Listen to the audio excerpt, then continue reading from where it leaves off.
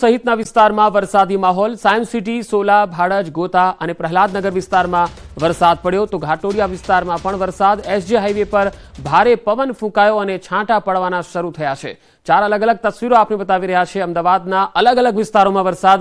Science city, ISKCON, ઘાટોડિયા અને થલતેજ સહિતના વિસ્તારોમાં સવારથી જ વાદળછાયા વાતાવરણ સાથે ધીમી ધારે વરસાદ શરૂ થઈ ગયો। કેટલાક વિસ્તારોમાં પવન પણ ફૂંકાયો હતો, જેના કારણે વૃક્ષો ધરાશાયી થયાના પણ બનાવો સામે આવ્યા। ઇસ્કોન વિસ્તારમાં પણ વરસાદ પડ્યો તો સાયન્સ સિટી અને ગોતા વિસ્તારમાં પણ અમી છાંટણા શરૂ થયા હતા। જાણે ભર ઉનાળામાં ચોમાસું આવ્યું હોય એ પ્રકારનો માહોલ અમદાવાદમાં જોવા મળ્યો છે। મોટાભાગના પશ્ચિમ વિસ્તારોમાં આજે વાતાવરણમાં બદલાવ જોવા મળ્યો અને સવારથી જ વરસાદ શરૂ થઈ ગયો છે।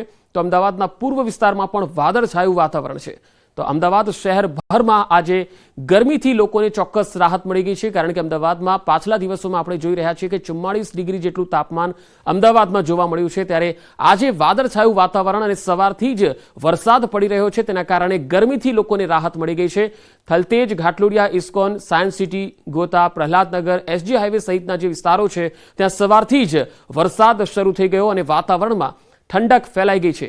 તો ભારે પવન પણ ફૂંકાયો, તેના કારણે કેટલાક વિસ્તારોમાં વૃક્ષો પણ ધરાશાયી થયા। તો અમદાવાદ શહેરમાં વરસાદી માહોલ જામ્યો।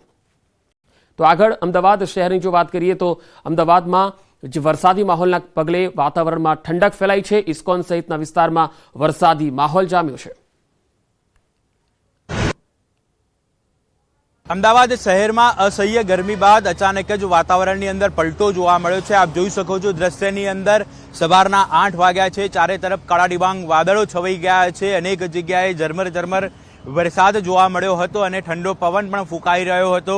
વીજળીના કડાકા જોવા મળતા હતા, એટલે કહી શકાય કે થંડરસ્ટોર્મ એક્ટિવિટી થવાની શક્યતા રહેલી છે। અને વાત કરીએ તો હવામાન વિભાગ દ્વારા પણ આગાહી કરવામાં આવી છે કે 7 મે ગુજરાતના બનાસકાંઠા, સાબરકાંઠા, અરવલ્લી, નર્મદા, સુરત, સૌરાષ્ટ્ર, અમરેલી, ભાવનગર સહિતના જે જિલ્લાઓ છે કે જ્યાં ભારે વરસાદ વરસી શકે છે। ઉપરાંત 8 મેની વાત કરીએ તો અરવલ્લી, આણંદ, ભરૂચ, ભાવનગર, સાબરકાંઠા સહિતના જે જિલ્લાઓ છે કે જ્યાં ભારે વરસાદ વરસી શકે છે અને તે પ્રમાણે અમદાવાદના પણ વાતાવરણની અંદર પલટો જોવા મળી રહ્યો છે। જોઈ શકાય છે દ્રશ્યની અંદર અહીં કાળા ડિબાંગ વાદળો જોવા મળી રહ્યા છે।